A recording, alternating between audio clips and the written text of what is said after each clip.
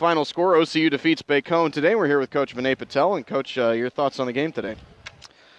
Much better second half, I thought, than it was the first half. Really proud of our defense the first half. We did a really good job sticking to the game plan of the things that we worked for and worked on to put us in position. We were very careless with the basketball today, I thought, with 21 turnovers. We had 10 at halftime. We were just getting sped up at times, trying to make plays early instead of being patient for some reason. But, they were running a 1-3-1 zone, which we hadn't practiced just a ton against. And that gave us a lot of problems early offensively. I thought that's why we had a little lull in the first half with 31 points. But, we picked it up in the second half and got some really good play out of our bench, and that was good to see as well. Ryan Wiley had his best game last time, and then he follows it up and gets a double-double today. Leads your team in rebounds with 12, scored 11 points. You talked last time about how it seems like maybe he's turning a corner. Do you feel the same way today? Slowly but surely he is. He's still making mental mistakes and scout mistakes that, I wish he'd just tune into a little bit more. He had a careless turnover there at the end because he's trying to bring the ball up the floor, and, that's not something we practice, for those post players. It's to get it to a guard and run down the floor.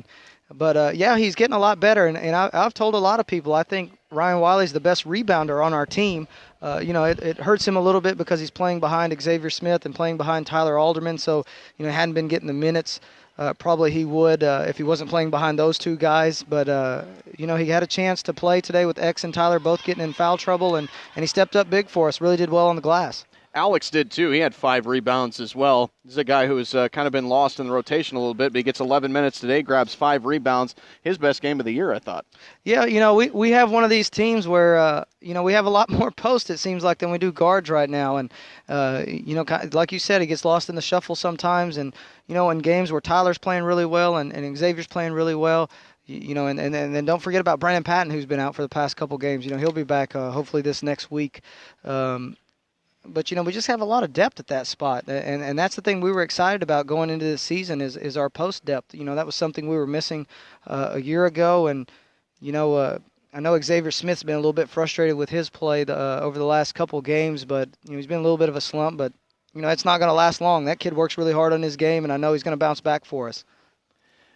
Despite the fact that you don't have a whole lot of guards on the team, you went to a 4-guard lineup at one point in the second half, kind of out of necessity, and that's when you started to get a little separation. So tell us about that 4-guard lineup and how maybe it helps you out a little bit. Well, Elijah Chrisman, who we added after Christmas, is giving us a little bit of new depth at that position. Hopefully we get Cyrus McDonald back next week. He's day-to-day with a hamstring injury right now. But Elijah comes in there, and he's a bigger guard at 6'5" and rebounds really well for us. So we were able to go with him because he's able to guard a post as well. So having 2 big guards like him and Walt allow us to do that some. And the more familiar Elijah gets to what we're trying to do, the more I feel like we can use lineups like that. And he's kind of the key to that.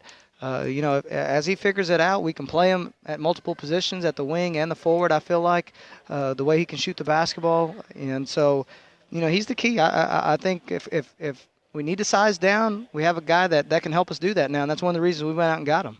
Tyler had 20 points and 9 rebounds today. He also had 4 fouls, so he probably could have gotten about 26 and 12 if he'd been able to play as much as he could. I thought coming into this game that this was a game that Tyler could have a big day in, and he does with 20 points.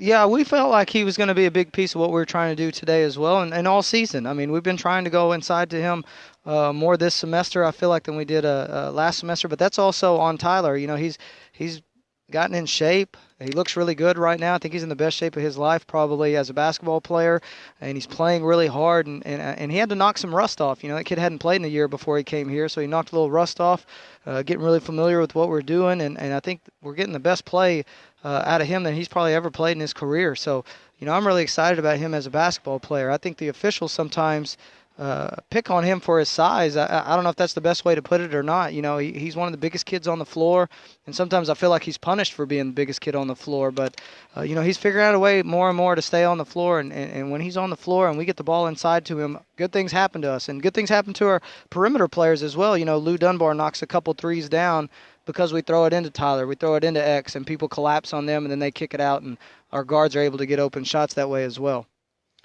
26 for Lou Dunbar is not quite the shooting ability he had the other night. He was trying hard to get it and just couldn't quite get there, but still finishes with 26. And sometimes he's the guy on the floor who has to just kind of create his own shot, and I feel like he's kind of learning how to do that, become more than just a catch and shoot guy, and he drove a little bit more today than he has before. Do you feel that way?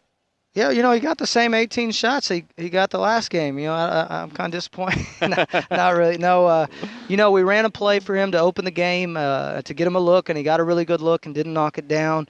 And then he turned a couple down that usually he takes. We called a couple other sets for him, and he turned a couple down. And there's a lot of people chattering in his ear right now from our bench, and I'm trying to tell him. I pulled him to the side one time, and I said, have I said one thing to you about your shooting this game? And he says no. And I go, okay, well, stop listening to everybody else. I said, if you get a look, just knock it down. I said, I know it's going to go in, and you know it's going to go in. So just step in there and knock it down.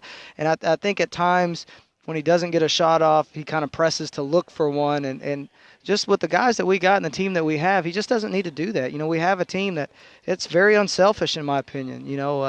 Tyler Alderman, if you watch him sometimes when Lou hits a shot, he's celebrating more than anybody on our team when Lou hits a shot. You see Terrence, who's hurt, same thing with him when we see kids. So that's the fun thing about our team is we do a good job of finding each other. And I think as the game progressed, our team did a good job once Lou started knocking shots down and finding him even more and more throughout the game. A few days off and then travel to Southwestern Christian next week on Thursday night, a team that obviously is very skilled. They have what you called maybe the most talented guy in the conference in Simmons. And so what do you expect to do with your next few days and look forward to Southwestern? Well, we're going to take the day off tomorrow and hopefully heal up some of our beat-up guys. We've had some guys play a lot of minutes. I feel bad for John Reed, played 37 minutes tonight, and he played 37 minutes on Thursday. So that's a lot of minutes for him. And at the speed that he plays and how hard that he plays, that's brutal on a body. And so, we're going to take a day off and give guys like him a chance to heal up and get some rest, and then we'll get back after it Monday and start piecing together a plan for Southwestern Christian. A very talented team. We beat them basically at the buzzer here the last time we played them, and kind of the same way last year both times we played them. Every game we've played against them since I've been here has been really close, and they just had a really good win over MacU last week.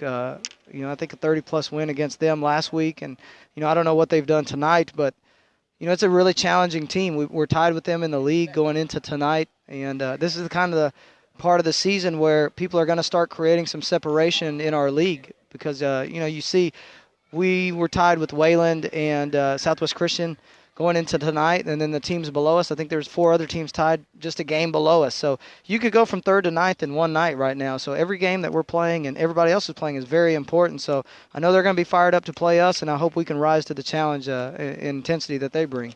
All right, Coach, thanks a lot. 86-63, the final score. OCU defeats Bacone tonight.